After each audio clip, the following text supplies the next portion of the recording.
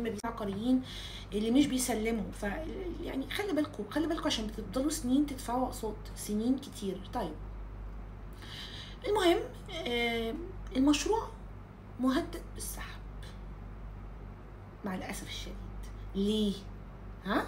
عشان في شروط من الدولة عشان المطور يحتفظ بالارض. ايه هي الشروط؟ يفتح حساب مشترك مع الجهاز، ده اول شرط. يسدد غرامات التأخير، تاني شرط. يقدم جدول زمني واضح للتنفيذ، ده تالت شرط. حسب الملاك ده ما حصلش.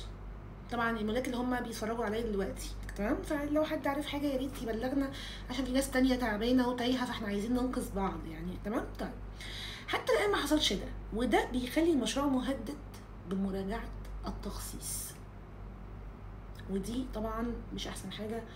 فيعني شاري فروتس يعني ربنا معايا طبعا. طيب لو بتفكر بقى تشتري فروتس تعمل ايه؟ اقول لك بقى، تابع تطورات المشروع بدقه. انت النهارده عاجبك الماستر بلان كويسه، وفي ناس كتير بيبقى عاجبها بعض المشاريع، ولكن عارفين ان هم بيتاخروا او بيضطروا يشتروا هناك. لكن احنا عايزين نمشي بشكل شويه قانوني، وان احنا نبقى شويه مطمنين. فانت هتتابع المشروع بدقه، والناس اللي شاريين بالفعل مهم تعملوا ايه بقى هنا بقى، دي بقى دي توثقوا اوراق وتحاولوا تتواصلوا كمجموعه، يعني الاونرز كلهم بشكل رسمي. وهي دي اول خطوه لحمايه حقك العقاري.